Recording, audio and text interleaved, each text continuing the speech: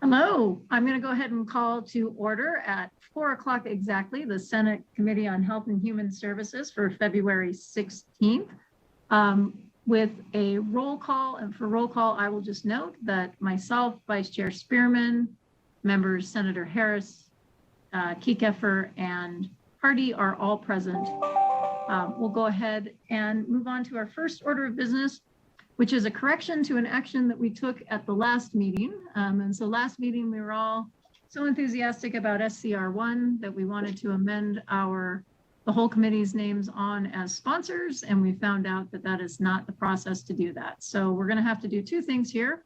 First is I'm gonna need a motion to rescind the amendment. Actually, I need to vote to rescind the motion, which was amend and do pass. And then once we're done with that, we will vote again. So can I get a motion to rescind the amend and do pass on SCR1? So move. Got a motion from Senator Spearman. Second. Seconded by Senator Harris. Madam Secretary, will you please call the vote?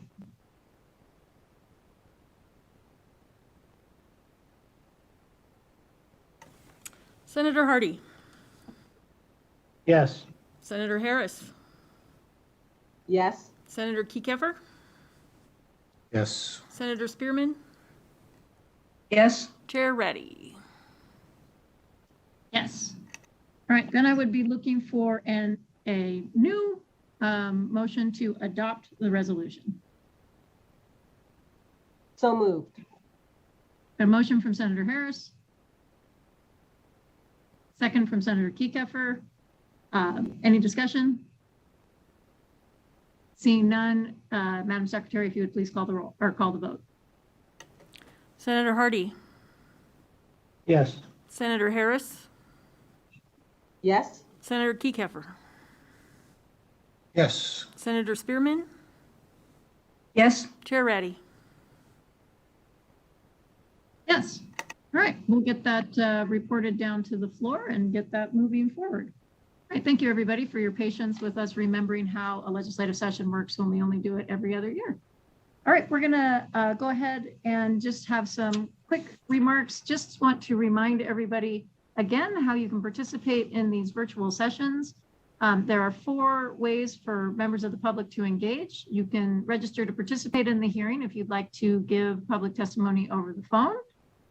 There's a help tab on every page within the legislative website. And if you go find that help tab, and it'll help you to find a committee meeting, and then you register for that specific committee meeting. Just a quick note here, not everybody who registers will always get to speak because sometimes we are under pretty significant time constraints in a 120-day session, but definitely do get registered if you would like to speak. Then you may also submit written testimony. If that written testimony is submitted in advance and is put onto as an exhibit, we'll just refer to those exhibits, and then that becomes part of the public record. You can also, probably the most efficient way to do it is you can also go to an opinion poll that's hosted on the legislative website, and each of our senators are able to go check that opinion poll and see how your input is paying into their decisions on the bills that we're hearing. And of course, you can always watch our meetings on Nellis, which is our website, or on YouTube. We have a YouTube channel.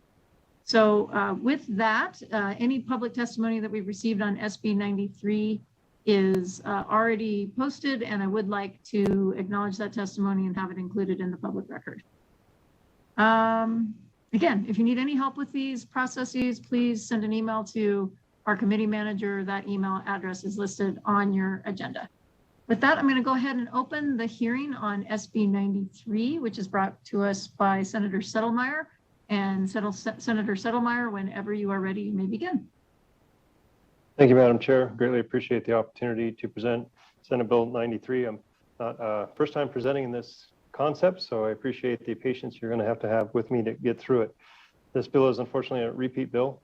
It was before us last legislative session.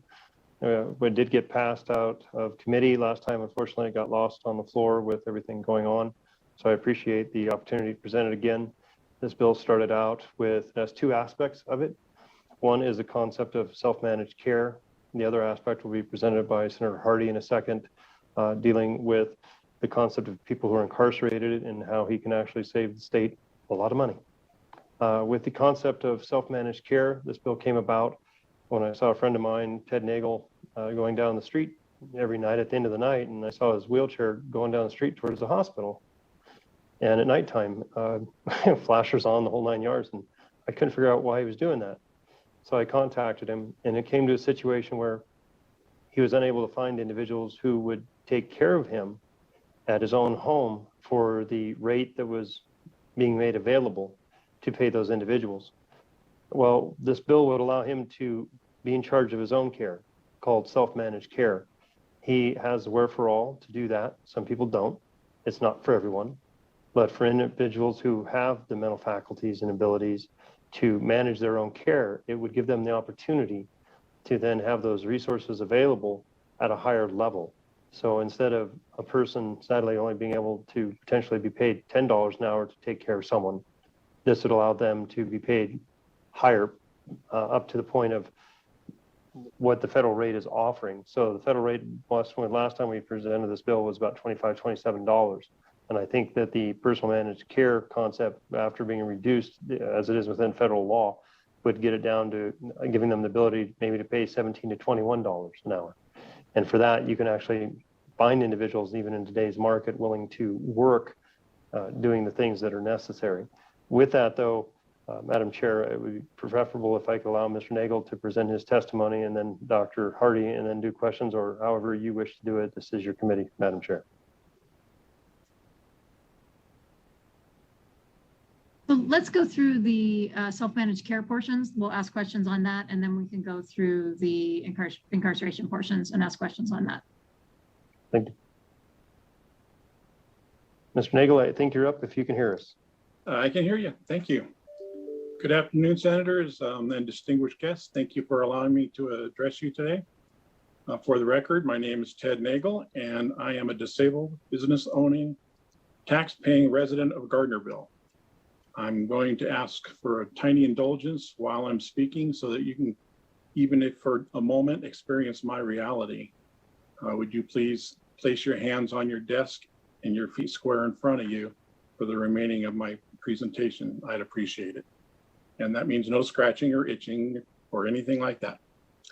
I'm here to express my support for Senate Bill SB 93 and to explain to you the importance it has to me, my physical well-being, and my human rights to earn some sort of a living and enjoy life.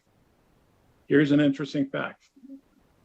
During the last campaign cycle, many of the candidates all over the levels of government made point about the nation greatly lacking in personal caregivers.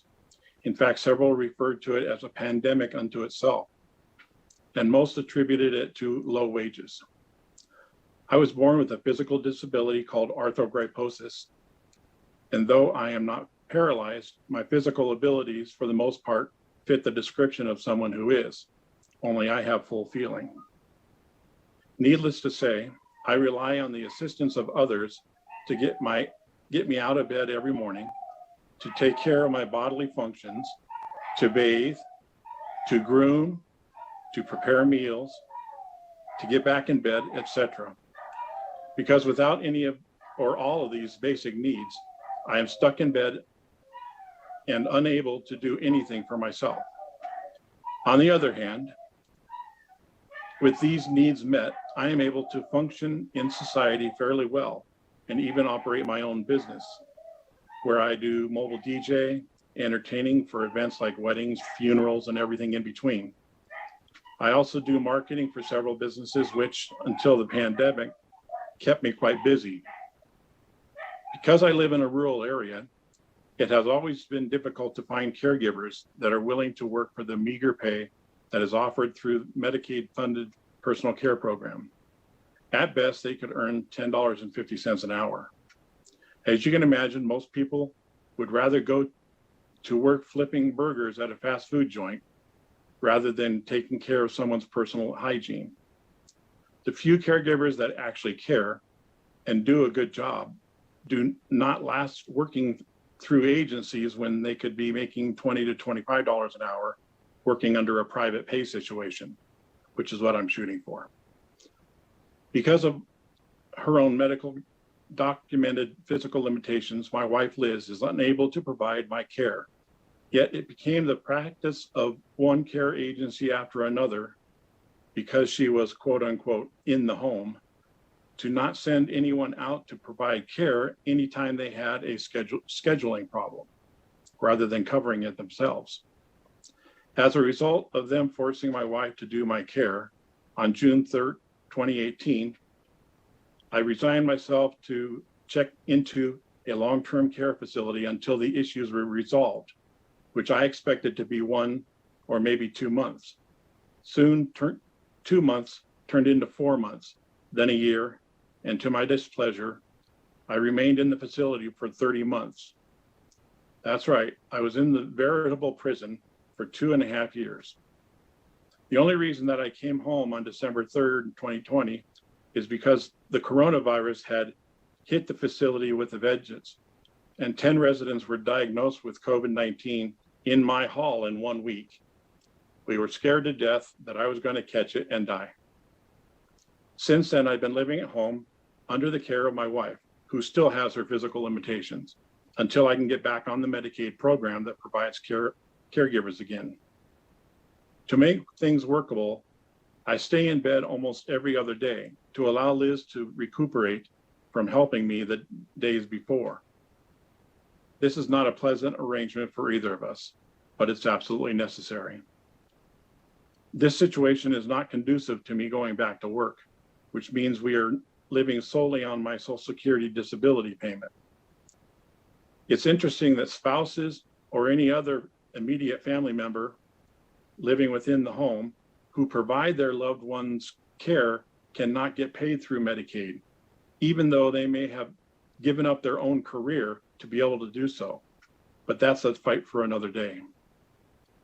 I didn't come here to tell you my story so you can feel sorry for me, but rather that you can understand that there are several thousand disabled residents in this state that have similar stories of difficulty finding caregivers because of low pay and lack of caregivers because of it.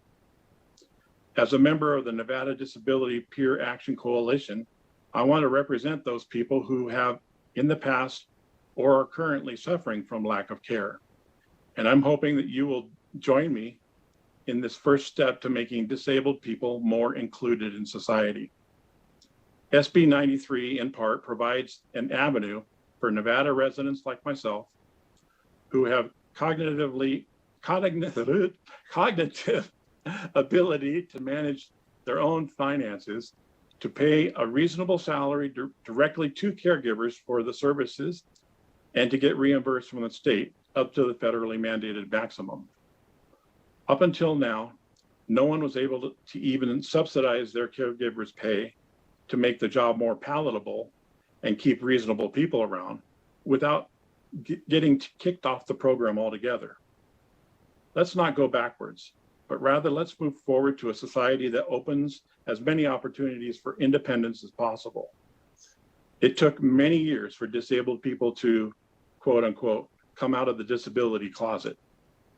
There are many people out there who are trying to hold down jobs and relying on caregivers to even make it out their own front door to go to work. Let's make that situation one less thing to worry about. I'm asking for a vote of yes on SB 93 and help people like me become people more like you. Thank you.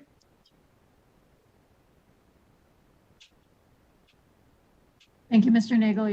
Your testimony once again this year is compelling. I appreciate you sharing what your journey has been like since 2018. It sounds like you've had a rough go, and I appreciate making the effort and the time to be here. It also was a very challenging 7 minutes because I'm a fidgeter, and sitting still for that long was difficult. So I appreciate the lesson from that perspective as well. And I appreciate you all doing that. You bet. Senator Settlemeyer, do you want to talk about what the bill actually does?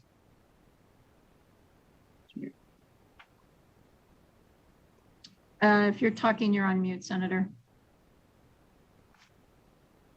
Thank you for training me, Ms. Chair. Like I said, first time presenting in this format. Again, the portion of the bill we're discussing is about what's called self-managed care. Currently, an individual such as Mr. Nagel contacts an agency who then takes a portion of the funds and then hires a caregiver. That then reduces basically the funds that are available for a caregiver to maybe $10, maybe $12 an hour. And sadly, the type of personal care that he needs, and most individuals need, you can't really find many people willing to do that type of work for that wage. Again, this building's had some discussions about what a minimum wage should be, and paying far below that, even that number, to do those type of services, he's having problems finding people, which is understandable. This would allow him to be called his own self-managed care, and therefore then the up to the federal funds would be able to be utilized to hire a care through him. So he would become, in essence, that agency person. And this isn't for everyone. Obviously, there are many individuals out there, sadly, that don't have the wherewithal to be able to do that. But as you heard from Mr. Nagel, he's eloquent, capable of taking care of his own finances and his own business, and should be allowed to help, in my opinion, manage his own personal care and hire assistants accordingly.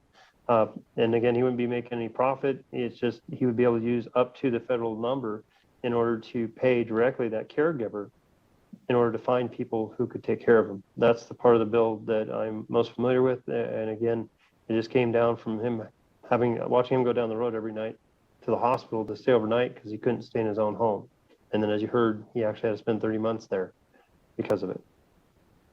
Great, thank you. I'll go ahead and open it up to the committee members' questions.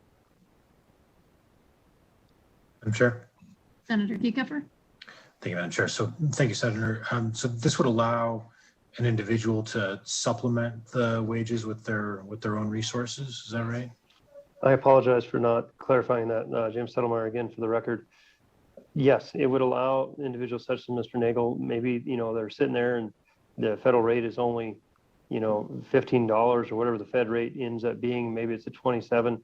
But if he needs someone, at $50 an hour and he has the resources available to pay the differential for, a special type of care, a special type of physical therapy that he needs, that would allow an individual to pay that in order to actually obtain those resources. Whereas right now, they're forbidden by our laws from paying anything over what is offered. So like in his situation, if he went through the agency and it only got $10, maybe a person out there is like, I can't necessarily be my own managed care person. I don't have that wherewithal, so I'm still going to use this agency.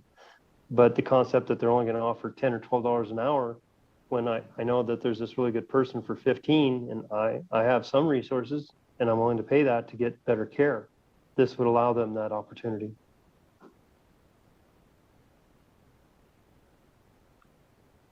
Any other questions, committee members, on this portion of the bill? All right, seeing none. Senator Hardy, I believe you're up next. Thank you, Madam Chair. I have a comment to make. I was being very good at keeping my hands on the desk and my feet on the floor and doing what Mr. Nagel was instructing me to do. And I had an itch on my face and I resisted. I was real proud of myself.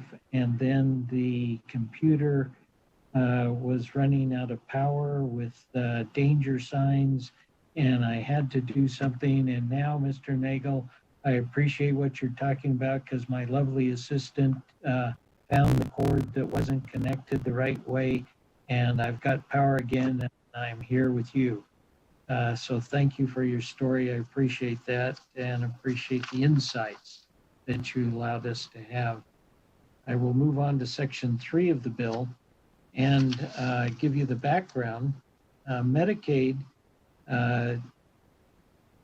when it is suspended, it's easier to get back on track than if it's terminated. And what happens when a person is incarcerated, the person loses the ability to have Medicaid because the state becomes in charge of the care of the person and in charge of paying for everything. When the person is put into prison or incarcerated, the tradition is, unless there is a waiver, tradition is that the state stops the Medicaid and terminates it, and the person, when they get out of incarceration, out of prison, then they have to reapply. One of the consistency things that we find is it takes longer to have an application to get Medicaid than to reinstate it if it's been suspended. And prisoners, when they get out, or persons that have been incarcerated, when they get out, they're vulnerable. They have medical problems. They have problems where they may have had substance use disorders, and they get out and it's very vulnerable time. And if we take long time getting the approval for a Medicaid to be reinstated, then they are at risk for recidivism. So what Section 3 does is it allows the state of Nevada to suspend Medicaid and thus reinstate it in effectiveness immediately upon leaving incarceration. And so it's good for the prisoner who gets out, and it's good for the state because we save money, we save challenges with recidivism, as well as the person looking for a place to live, looking for a job, and all of those kinds of things while they are eligible for Medicaid, but they haven't been fully restored yet. And so that's what this simple Section 3 does. It allows Medicaid to be suspended as opposed to be terminated, and thus facilitates the person getting back into society safely, get medical care they need when they get out of incarceration. Be happy to answer any questions.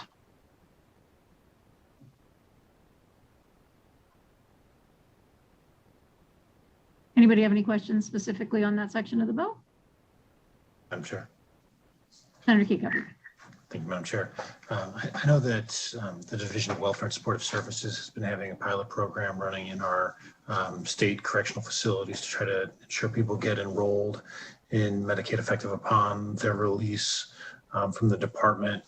I know there's been some work in this space, but I don't know the exact state of play for when people are in county jails awaiting adjudication. Are they in the same status as state inmates at that point? And would this bill also capture them? And Senator, I did also want to point out, Senator Hardy, I did want to point out we do have some representatives from DHHS if there's at any point you want to phone a friend. I think it would be appropriate to get them involved. I would say, though, that even if you're in a halfway house or something like that, you're no longer, this would be effective, this waiver would be effective, so you would be able to have Medicaid. But I would defer to our experts and make sure that I'm not getting ahead of my skis. Mr. Young or Ms. Handler, Ms. Coulomb, who's the right person here?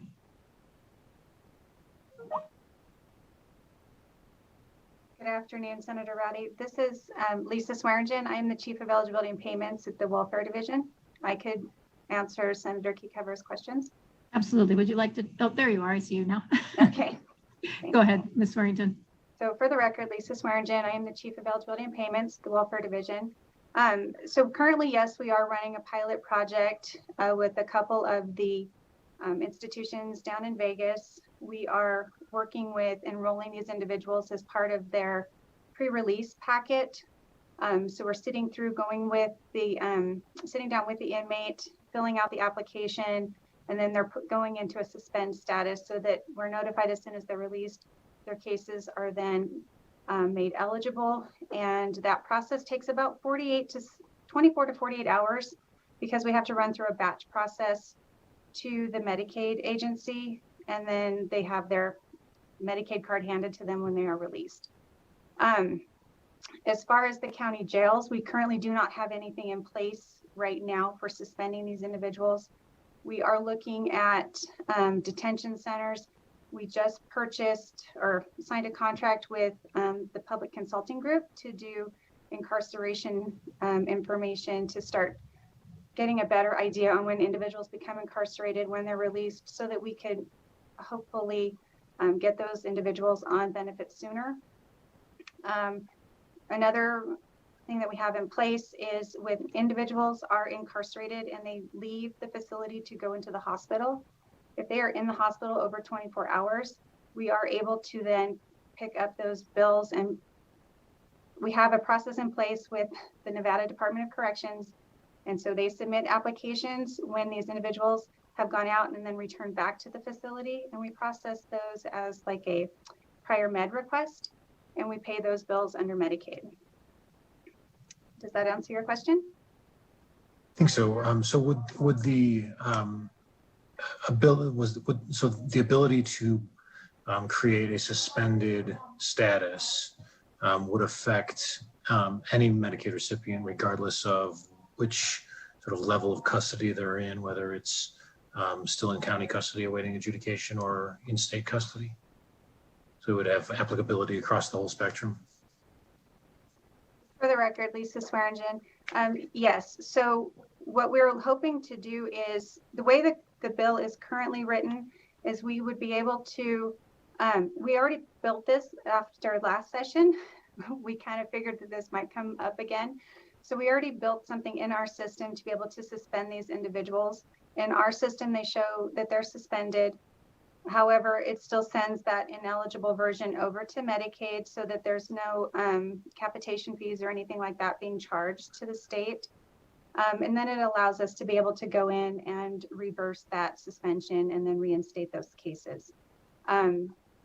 We have, I'm trying to think of the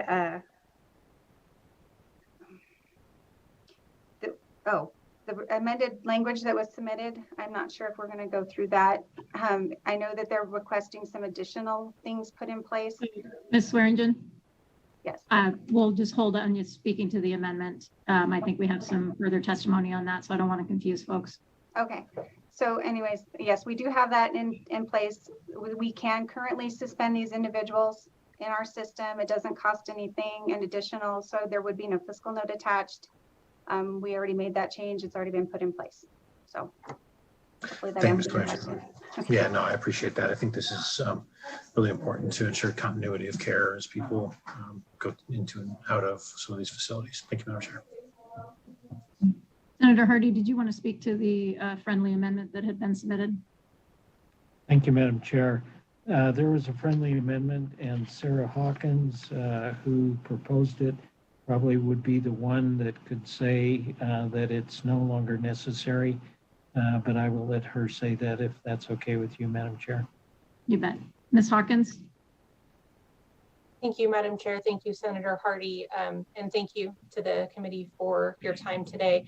I did propose an amendment to SB 93 that would have prohibited, outright prohibited the termination of Medicaid benefits for incarcerated persons. Right now, as written, it's discretionary. I've since been made aware of a significant fiscal note that attaches to the amendments and imperils the bill. I'm not going to let perfection be the enemy of the good here, especially because of all the good SB 93 can do in terms of continuity of care and supporting a very vulnerable population. So I am going to withdraw that amendment. Great, thank you. All right, any questions then from the rest of the committee to the contents of the bill or the amendment?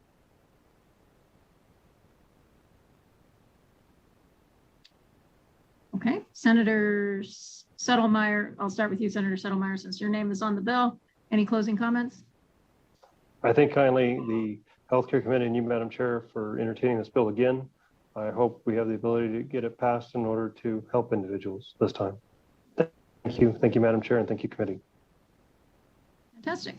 All right, we're going to go ahead and open up public testimony on SB 93 BPS. If you could help us by opening up public testimony for anybody who is in support of SB 93. Thank you, Chair. Callers, to testify in support of SB 93, please press *9 now to enter the queue.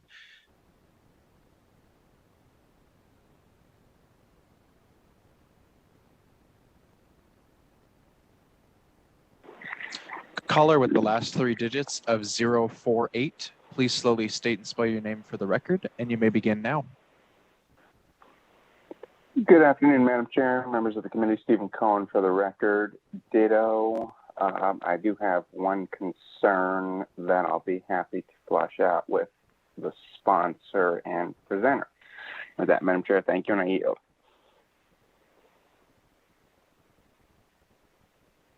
Thank you, Mr. Cohen. Next.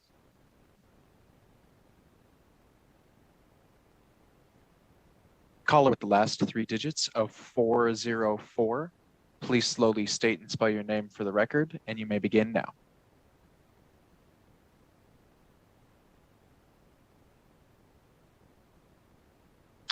Once again, caller with the last three digits of 404. Please slowly state and spell your name for the record, and you may begin now.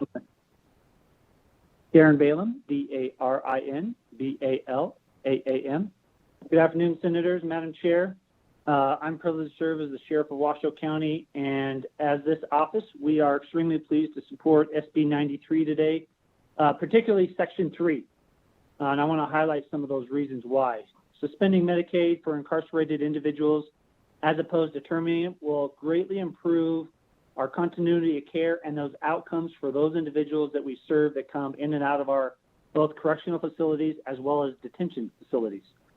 Several years ago, the Washoe County Sheriff's Office formed a partnership with the state, which has allowed us to help inmates that are incarcerated within the Washoe County Detention Facility apply for Medicaid before they are released. Currently, our Detention Services Unit holds a report once a week for inmates that are scheduled to be released within 10 days. If that inmate has indicated that they would like services or are eligible for Medicaid, they are screened and we are providing them with the application. They then fill that application out and we provide that to the state office. And then currently about 6 to 15 Medicaid and or SNAP applications we are sending from this office to the Division of Welfare and Supportive Services a day. So that shows you how many inmates just in our detention facility here in Washoe County need Medicaid or SNAP. And because of our partnership with the state, we're able to notify them 2 days prior to their release. And those applications are then processed at that point so that by the time they're released from our facility, their Medicaid has been reinstated. And for so many people we serve, the programs and services that they want or need require insurance. And we truly believe at the Sheriff's Office that this is responsibility is incumbent upon us to help them with their services in an effort to reduce, as Senator Hardy mentioned, the recidivism and help them get back on the road to recovery. As we've seen over the years, and many of us have seen this, an increase in mental health services, it's continually rose. The level of inmates requiring mental health services, whether that's addiction or a mental illness, continually increases. And so by providing Medicaid prior to their release, it truly helps them keep that continuity care once they're released. Because oftentimes what we've seen is when they're released from our facility and have not been able to have their Medicaid reinstated, they turn to those other types of illegal substances, oftentimes trying to medicate themselves. So we believe this bill will help ensure the neediest among us receive the services via Medicaid or SNAP. Our Detention Services Unit works diligently day in and day out to find services and beds for inmates before they are released. Avoiding delays in receiving Medicaid and therefore avoiding delays in receiving care can make a tremendous impact on outcomes once released and our goal of reducing recidivism. So again, I want to express our extreme support for SB 93 as written, and we'll be happy to answer any questions. Thank you.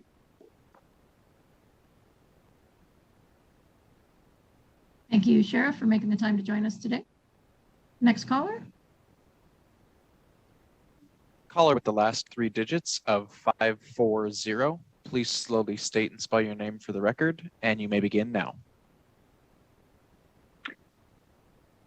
Good afternoon, Chairwoman Rowdy, members of the committee. My name is Serena Evans, S-E-R-E-N-A-E-V-A-N-S,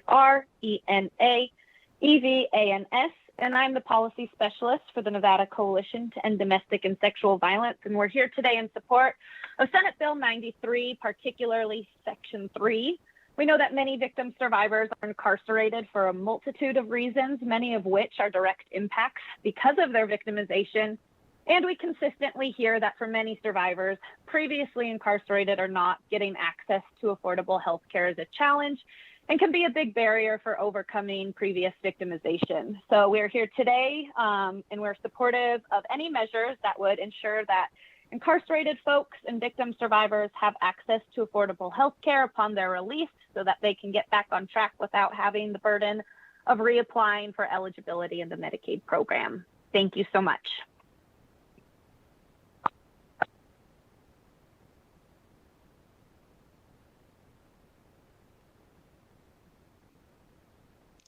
Caller with the last three digits of 739. Please slowly state and spell your name for the record, and you may begin now. Good afternoon, Madam Chair, members of the committee. My name is Joanna Jacob, Joanna, J-A-C as in cat, O-B as in boy, and I'm the Government Affairs Manager for Clark County. We are here today in support of Senate Bill 93, particularly like the previous callers, in support of Section 3.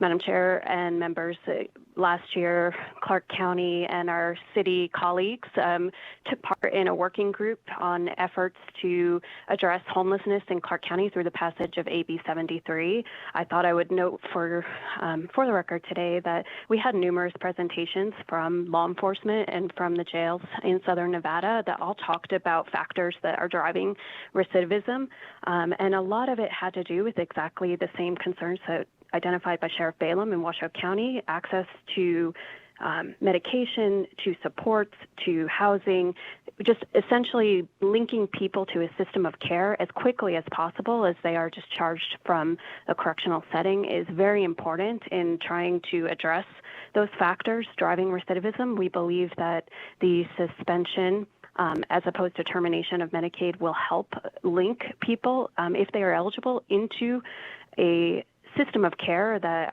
we know our state has really worked hard to develop.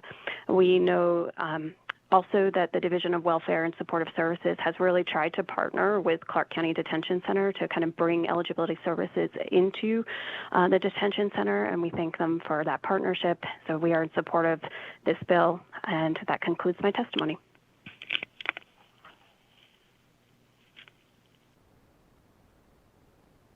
Thank you, Ms. Jacob. If any more callers want to give testimony in support of SB 93, please press *9 now to enter the queue.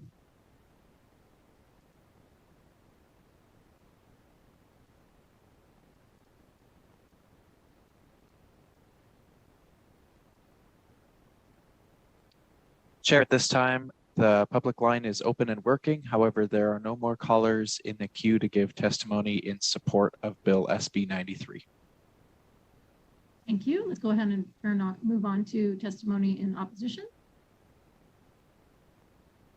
To give testimony in opposition to SB 93, please press *9 now to enter the queue. Once again, to testify in opposition to the bill, please press *9 now.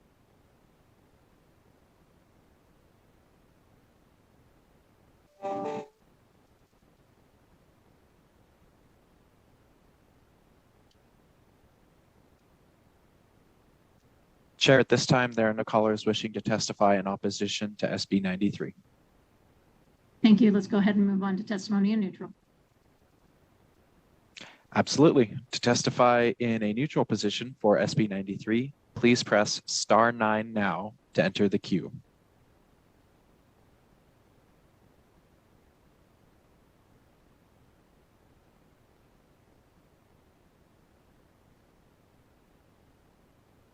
Caller with the last three digits of 717, please slowly state and spell your name for the record. You may begin now.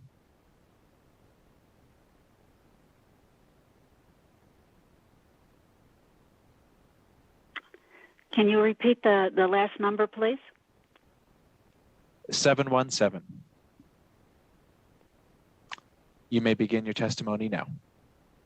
Okay, for the record, I'm Connie McMullen, CONNIE-MCMULLEN, and I'm the lobbyist for the Personal Care Association of Nevada. I am here today to say that we are in neutral. I was at the last, when the bill was initially presented, and at the time I told the senator when I first talked to him that I thought most of what he wanted to do was already in law. I am glad today that it is being clarified and being placed in law regarding Section 2. Some of my members have concern about vulnerable people being put in a situation of unlicensed caregivers and the oversight of that. But the fact that Mr. Nagel can live in the community in a least restrictive setting, had to be forced to go into a nursing home when he really didn't need to be there, it's an Olmstead issue. And so we will not, that's a good thing. And so we remain neutral, but we're not opposed. Thank you. Thank you, Ms. McMullen. I appreciate your testimony. Are there any additional callers in neutral?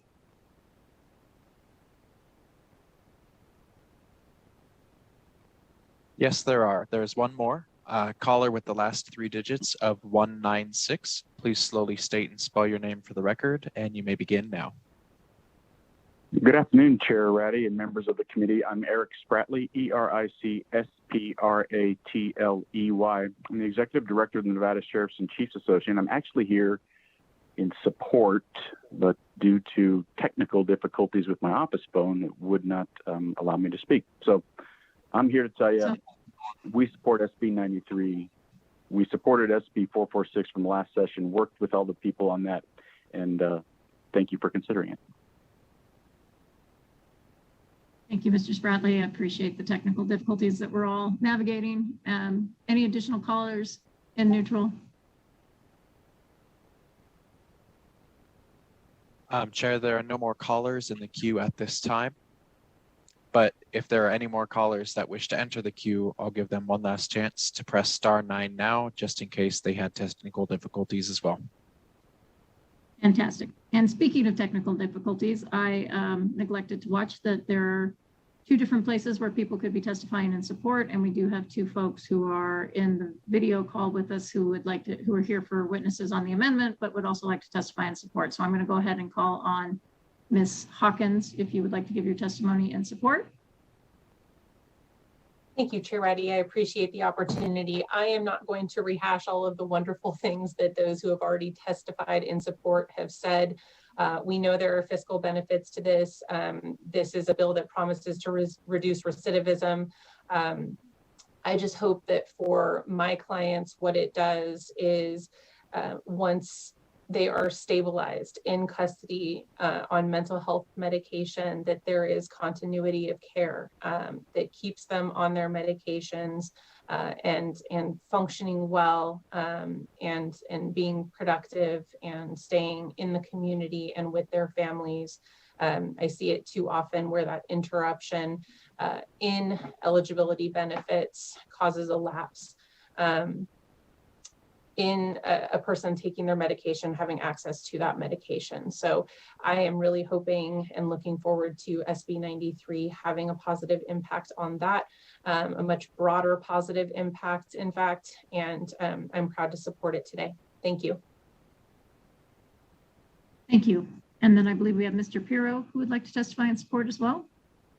Thank you, Madam Chair. John Pirro from the Clark County Public Defender's Office, as well as testifying on behalf of the Washoe County Public Defender's Office. In support of this bill, we'd like to thank Senator Settlemyre for bringing this bill forward. Mr. Nagel for sharing your testimony. It was very enlightening. For us in the Section 3 portion, the continuity of care is the most important. There's nothing worse than having a mentally ill client in custody, getting them stabilized, which takes a long time, figuring out the right medications, and then them getting released and saying, well, good luck and go to Southern Nevada Adult Mental Health. And hopefully there's not a break there and that there's no recidivism in that entering time period. So we thank the sponsors for bringing this bill forward, and we are in full support, even with removing our amendment. Thank you, Mr. Pirro. Back to you, BPS. Is there anybody else on the line? And because I've fumbled the ball here a little bit, support, neutral, opposition, anybody else who wants to get their testimony on the record?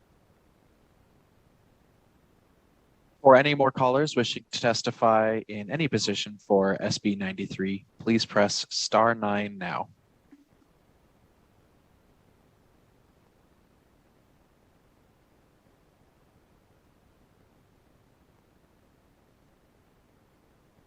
All right, Chair. It doesn't look like any more callers wish to testify on SB 93. Thank you, and thank you for your good work on this hearing again today. With that, then, I'll turn it back over to the sponsors. Any final comments? No, Madam Chair, thank you kindly. And the rest of the committee, if you have any questions, please reach out to me or your colleague on this committee, Senator Hardy, and we will try to get all your questions and concerns answered if any arise. Thank you. Senator Settlemeyer. With that, I'm going to go ahead and close the hearing on SB 93, and we're going to move on to opening up public comment. If there are any callers wishing to give public comment, please press *9 now to enter the queue.